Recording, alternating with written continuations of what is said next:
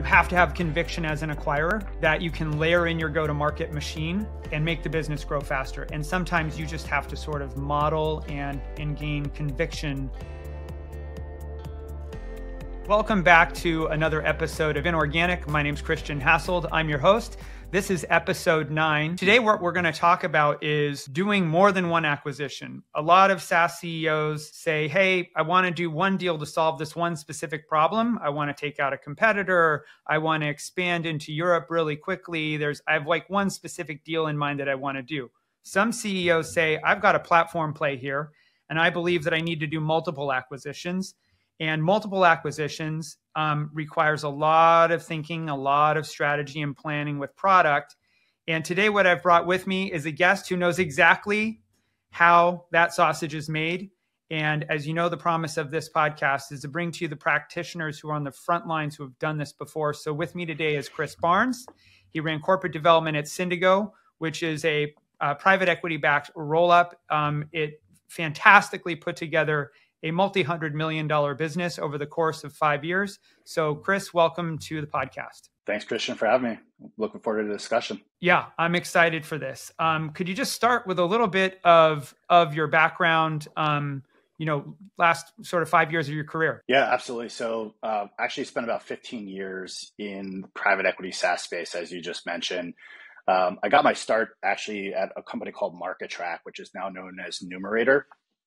And actually went through a good couple turns in private equity there and got the band back together with a couple of the same executives from Numerator to start Syndigo, which was known as Gladson. Went through a couple different leadership roles there and then actually tried to get my teeth into the brand side of the business. So I spent a little bit of 2023 at a brand called Tropicana. Yeah, but the important highlight here, Chris, is you don't have background in corporate development. You're a walk-on. So tell us a little bit how the heck did you get into corporate development? Yeah, so sitting after about 2 years of renewing the same customers year over year at MarketTrack, I was kind of hitting that glass ceiling. And I even walked into my CEO. I was like, I need something more challenging. And we had done a couple of different acquisitions at MarketTrack at the time. And I said, just give me a shot. Give me an opportunity to kind of play point on some of these up and coming things. I had kind of run some of our client advisory council, so heard what the customers actually were wanting from us to try to bring some of these companies together. And we started investigating that. And he said, you know what, go for it. Let's try to figure out some of the players in the e-commerce promotional and pricing space. And sure as heck, we found a couple. They let me run point on that, played project lead on that. And as we started getting deeper into the process, I was kind of the lead on a couple of those and then helped really incorporate that. And we did that for about 4 different, e-commerce players at MarketTrack. And that was kind of my jump start into the corp dev space. Got it. So you basically said, hey, this is something I want to do.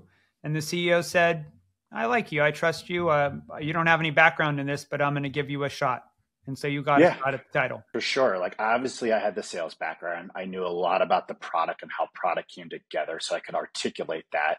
And then I had been kind of an industry liaison and kind of, went out there and rubbed shoulders with a lot of the other players in the space. So I knew who the key players were. And all that kind of culminated into, hey, you understand how these companies could come together and the value it could provide our customers. That's the thing that really makes these walk-on M&A roles so valuable is if you're to say, are you really good at financial models and, building out PowerPoint slides and doing all the consulting type of work, like the stuff you might get, MBA and consultative experience in your background, that's great to have. But the superpower is market knowledge, relationships, and understanding what 1 and 1 plus 1 equals 3. And that's really what you're describing is that is a superpower that is really hard to hire. You can get that if you can get that internally and find someone who can actually do the work. That can give you material speed in executing M&A strategy. So what I want to do is flip gears and come into sort of your experience at Syndigo specifically, because that is the case study for how to do a roll-up. So maybe for the audience, if you can just kind of lay the foundation of what Syndigo is, like what it is as a company, and sort of an overview of its acquisition model.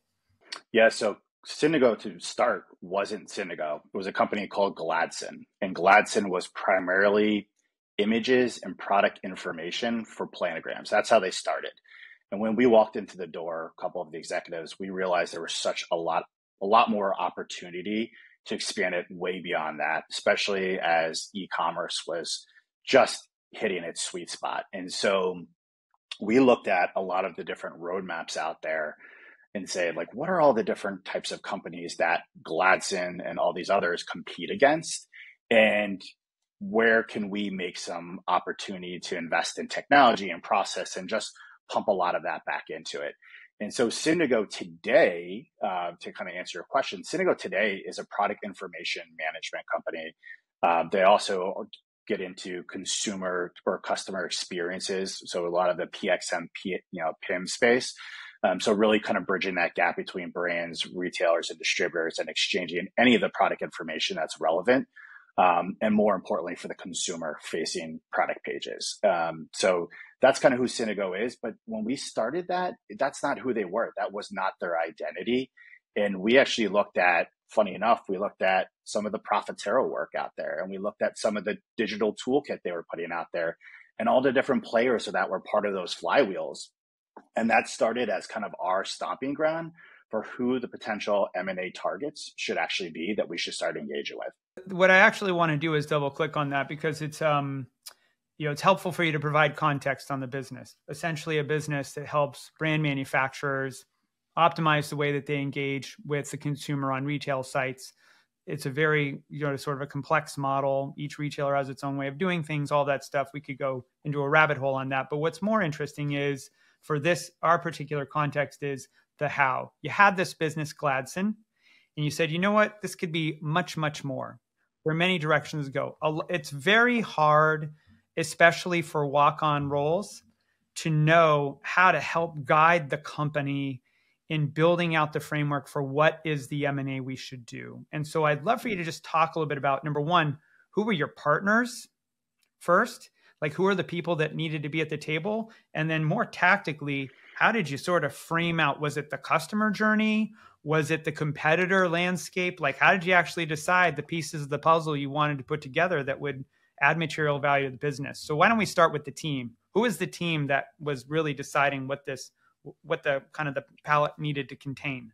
Yeah, so Gladson had just been bought in 2017 by Wix Capital. And Wix was a boutique firm out of New York City, small private equity focused on the telecommunication space and data space.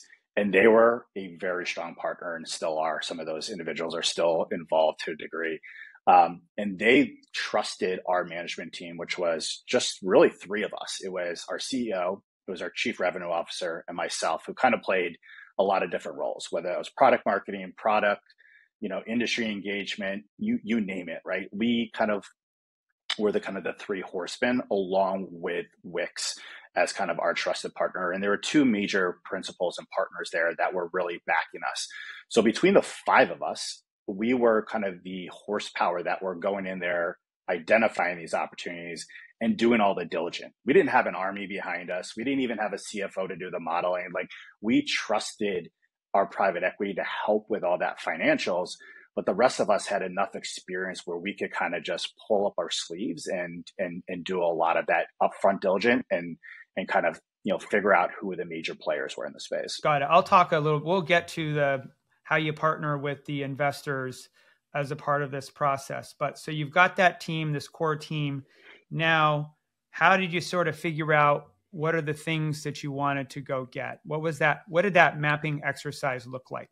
Well, I still remember first day in some really dark, cringy office in Lombard, Illinois, and we literally just whiteboarded and we looked at people like Profitero's digital toolkit, and Yep. we looked at all the major players that we knew in the space.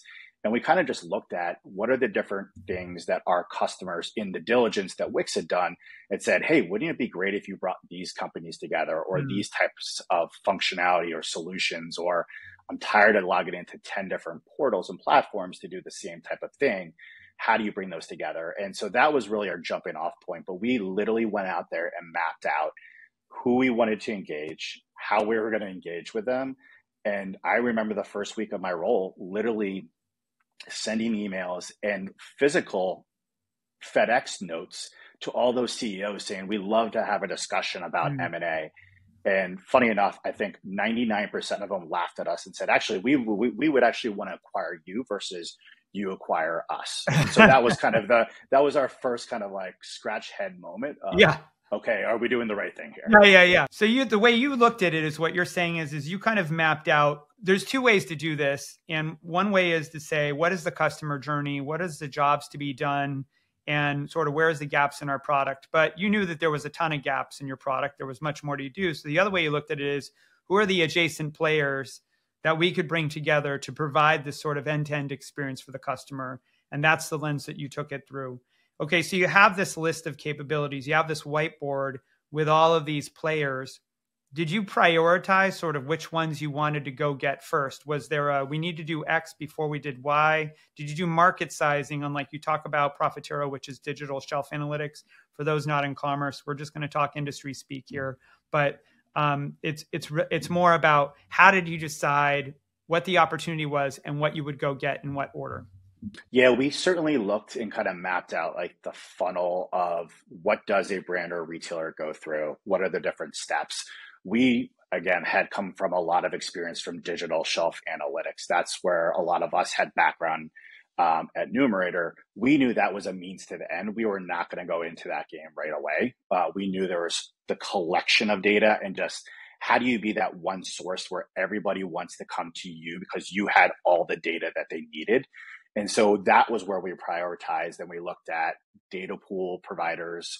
We looked at, nutritional companies. So really taking the core data that Gladson had already had and saying, like, how do we look at kind of the next evolution of the types of data that people really need and exchange? And that was the first step of the different types of companies that we went out there and actually investigated and looked at.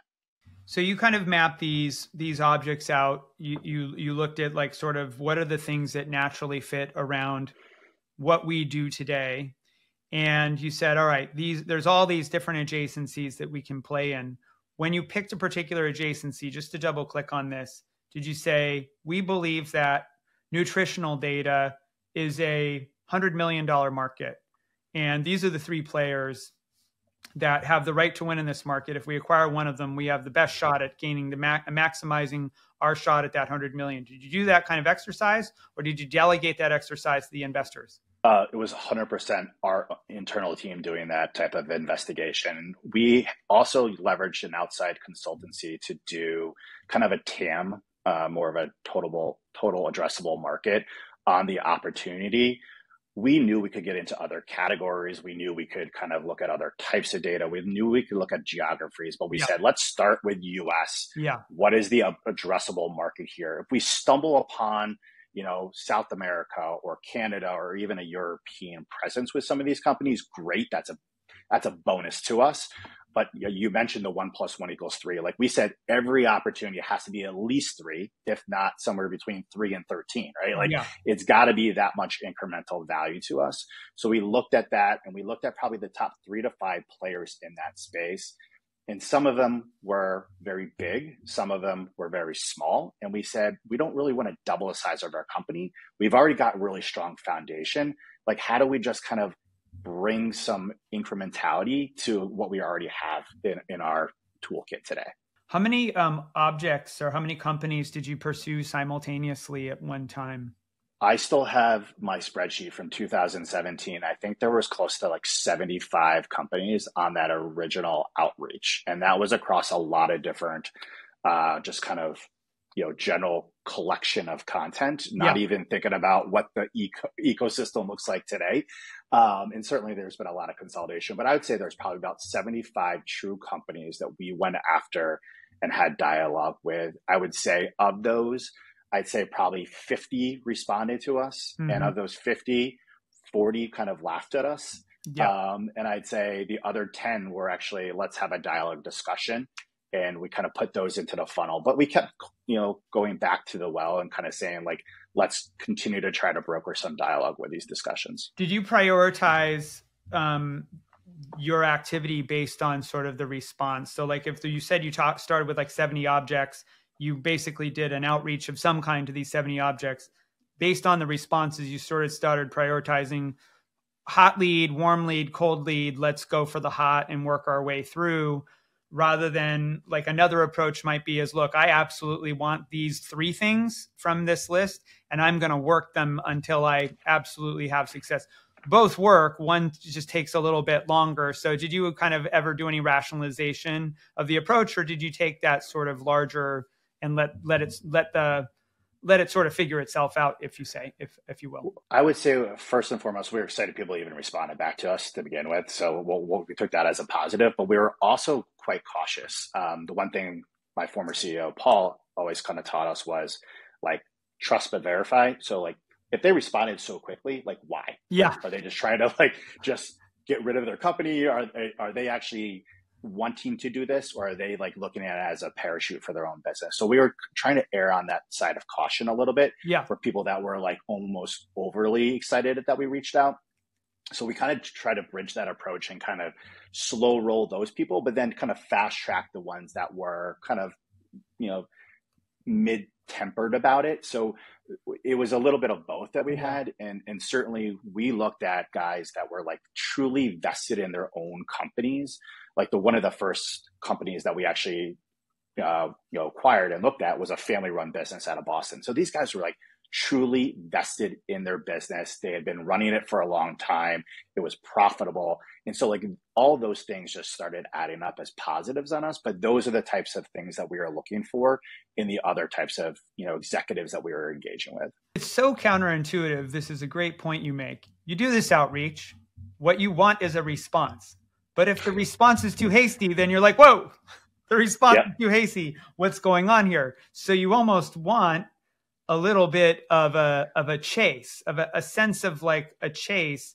And it's very nuanced. It's really hard to sort of tell exactly, like it's that conversation you have where they never really say that they're open to it and they're engaging, but they're not engaging. Whereas then there's some who are like, yeah, we're totally open to acquisition. Okay, what's wrong? It's counterintuitive. It's counterintuitive. Like, so what plays did you run? Maybe just like to double click on that, because I think this is a great topic for those who haven't been through the journey before. What are the plays you run early on to sort of pick apart? Are they too eager? Is there something that won't make sense for us here? How did you sort of disqualify? One, obviously, we looked at the financials, right? We looked at their growth year over year. That was the easiest thing, right? That was a good litmus test for us to kind of understand, like, are they truly growing? We certainly went out there and kind of triangulated a little bit with the customers that they were engaging with, if they were customers of ours too, just to kind of ask what the people thought about those companies. But I would tell you the one thing that we slow rolled, and I still laugh about it, is, we looked at a company, a nutritional company out of Washington, D.C., and it was a bunch of young guys. And they sat us down. We went through a great management presentation all day long. And then we kind of outlined the follow-up. Well, these guys were smart guys and buttoned up. We asked for financials over the next couple of weeks, and they sent it to us within 48 hours. And it was like, whoa, like either you've been sitting on this or you are really, really intrigued and engaged and wanting to kind of get to the next level. And so we had to kind of really quickly figure out that, and almost like kind of like be psychologists, or kind of like Columbo-esque with a lot of these people around like what was driving their sense of urgency and what was really motivating them personally in this. And so that's where I think we kind of put all of our heads together and like play kind of good cop, bad cop a little bit with some of these players to say like, hey, we're looking at it. We're excited about it in the next couple of months. And so kind of really setting that expectation was really the biggest playbook for us. As sort of the ringleader, how did you use the players around you to help qualify and maintain the right level of engagement with the target? What was the role of the CEO? What was the role of your CEO, their CEO? Like, how did you sort of run the dating process, if you will, in a way to help everyone get comfortable and convicted that a deal did or didn't make sense? I think when we looked at the players that were part of our inner circle, right, I think we had two major people as part of our original private equity at Wix. They played a very much more of a, banker and financial role. Like that was their expertise. Our CEO was more of the, does this make sound business for us? He kind of put on a little bit of a product hat as well too, because we didn't have anybody leading our product at the time. And so kind of like, how does this integration actually play out? Are there some synergies that we can drive out of the business? I played more of a kind of the personnel, and does it make a cultural fit? Do these people actually kind of come together? Can we bring them all together? And then we had a head of sales and chief revenue officer who said, can we incorporate these people into our sales? Can we get the 20% to 30% growth that we were actually trying to drive for in some of these businesses by bringing this on? And how quickly could we do that? So each one of us kind of played that level of diligence in our conversations with the counterparts on their side, and they didn't always have a one-to-one counterpart. Sometimes it was the CEO and a CFO and a COO, and they kind of played the three legs of the bar stool on their side. But that was kind of how we engaged on our side, and the roles that we kind of knew that was our swim lane. That's what we were good at. That was our level of expertise. That was the diligence we were going to do. Yeah, and I want to go back on one thing, which is in smaller companies, those with revenues of south of 10 million in revenue, like what you did a dozen acquisitions over 5 years. What percentage of those were south of 10 million in revenue? Probably about 75% of those were below 10 million. There was only a couple that were really above that. And it was truly the big guys that we've made. Yeah. And again, a lot of that's public information. You guys can go out there and all see on PitchBook. So you could go get it anywhere. This is not super secret, right? But the reason why I asked that is, you were talking a little bit earlier about sort of looking at sales growth as a qualifier. What I found in companies that are under 10 million in sales is they're trying to maintain either no burn or minimal burn. And the place where they tend to ration frequently is marketing and sales. And so when you're looking at their growth numbers, one of the things that is not always perfectly indicative of the opportunity is their growth rate, because maybe the CEO doesn't know how to run a sales team. There's not a lot of sales leaders who want to work in a sub 10 million, good sales leaders that want to work in a sub 10 million revenue company. And so naturally, you're not going to see the results that you might want to see from the outside. So how did you guys assess the potential of a business when the growth rate may have just been a function of either the leadership or the way the company was structured at the time, versus you throw your 100 sellers on it, it'd be a totally different business? I think there was probably two or three things in this. One, we looked at the personnel, right? Some of these people were not great salespeople, but maybe they just weren't given the opportunity to be great salespeople. Maybe they had that. And so we looked culturally what their process was for, filling a pipeline, building a pipeline, the customer success team. Like, how do you actually go out there and engage? Or some of these businesses, they never talk to their customers. Imagine if you talk to your customers, how much incremental. So that to us was just about process that we could drive, just the accounting of that and putting it in Salesforce and like doing drip campaigns and getting them excited about the product offerings and engaging with them over and over again. That was something that Gladson had, and we had started at Gladson, and we could see the growth efforts just organically happening. We said, imagine if we just did that at some of these acquisitions and then brought them into the great personnel that we had already built and, use our team as leaders. Think about the incremental sales without even offering them new solutions that we could bring. And then you give them more solution offerings. Great. That drives that 20 to 30% growth offerings that we were looking for. So that's how we kind of approached it, is looking at both the personnel and then just more of the process that we could, really adhere to. I think what you're saying, and I'll say it slightly differently, is you have to have conviction as an acquirer that you can layer in your go-to-market machine and make the business grow faster. And sometimes you just have to sort of model and gain conviction that the opportunities there. You need the partnership of the revenue leader in your company. You need the product or whoever's kind of leading the sort of the strategy of the business to say, look, this is a gap in our offering. We know that if we layer this in, we're going to have a cross-sell, we're going to have an upsell opportunity that we don't have right now. You sort of have to get convicted, because you won't you're never going to get signal from the target. I've seen, in my role, I see a lot of companies every year and their growth rates are all over the place, anywhere from 15% to 50%. And you're the 100% year over year grower. And when your team comes in and look at it, they're like, this is a terrible business. It's like, it's a terrible business without a GTM function. This is what we bring to the table. So how do you get convicted? That leads into the question of how did you decide what it is worth? If you come into a business that's 5 million, growing at 25%, and you guys have a belief that you can turn that 25% into 50, 75, or 100, how did you guys approach valuing an asset? Yeah, that's a tough equation regardless. And certainly the numbers from 5 to 10 years ago are not the numbers of today either. Sure. And we were really realistic. And I think we were also at a time where the market was starting to heat up. So you didn't have a ton of that funny money valuation out there. I mean, there was still some of the CEOs that thought this was retirement for them. And certainly it was in some cases. But when we looked at it, and we weren't the playbook of rip and replace. Like, we weren't going to cut all the costs. We weren't going to cut all the people. Like, that was not the mentality. And we were very forthcoming with a lot of the teams that we wanted people to stay on. We wanted people to reinvest. We wanted people to kind of continue to have that conviction that you talked about. This was still their baby, just getting an investment on our side from people or process.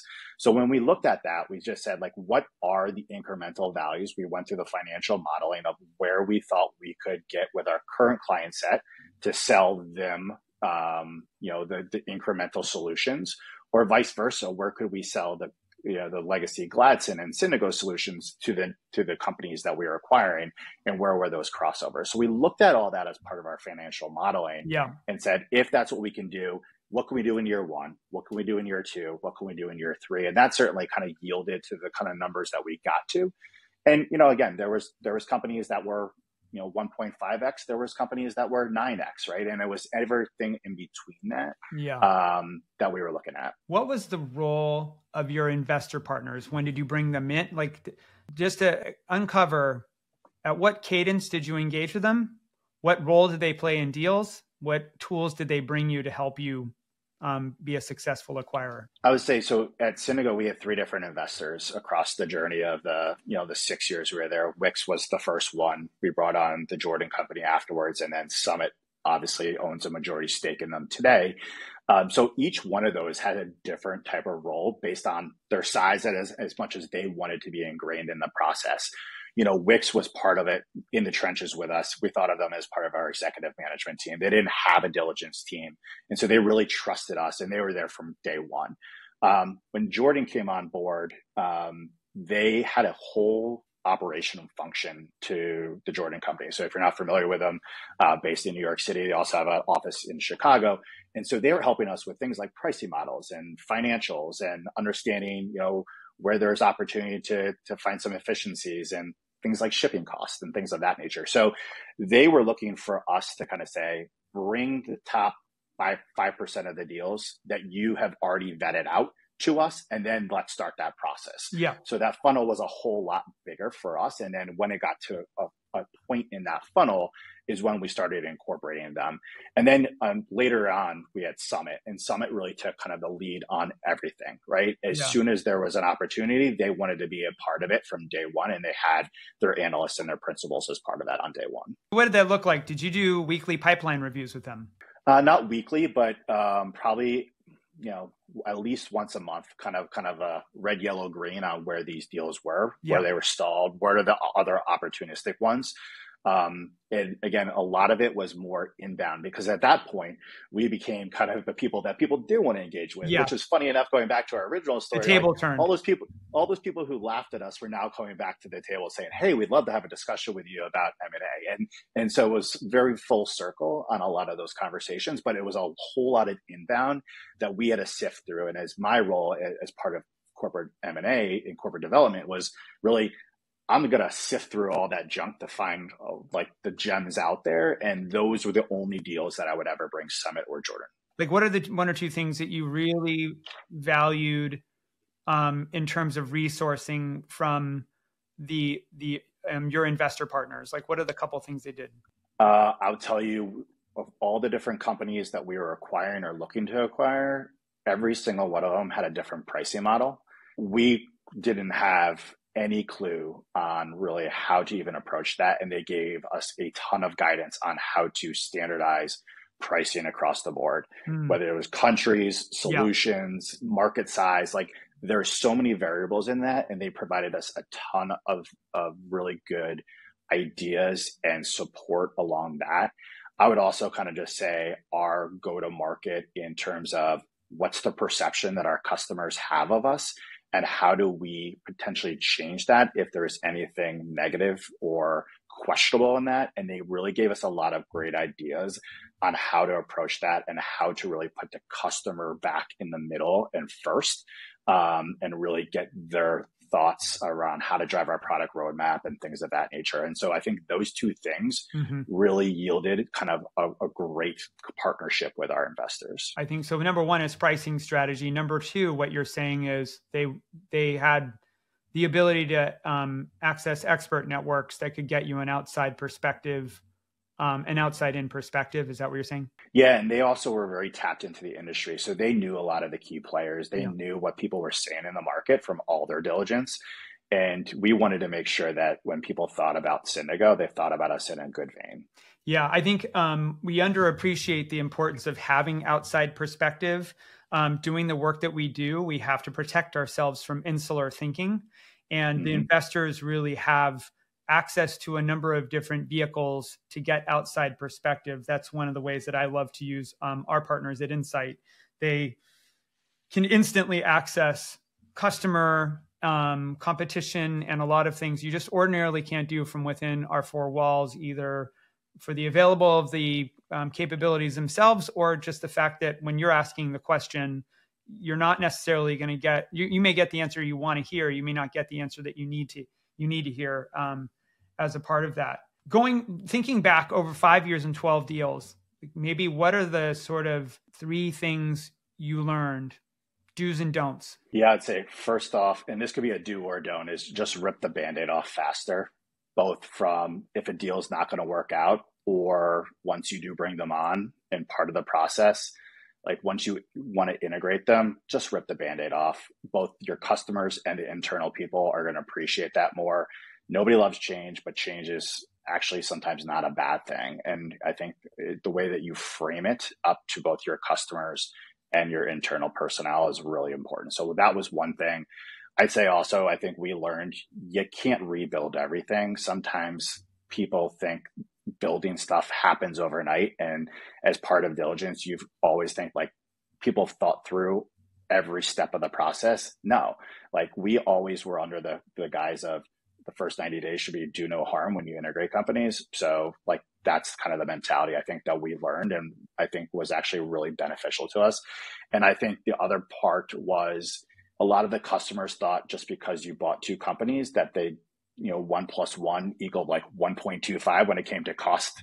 And that's not the case either. And I think being able to communicate that better and set the expectations with customers of when you are going to do these deals, this is for their benefit of time and ease and comfort and one point of contact, and it's not just a cost thing. And I think being able to temper that, it was really important. So I think those are probably 3 key learnings that I continue to evolve in. And what do you think? What is if we're talking to a CEO who says, I want to buy 4 or 5 companies and sort of put them together and create a platform?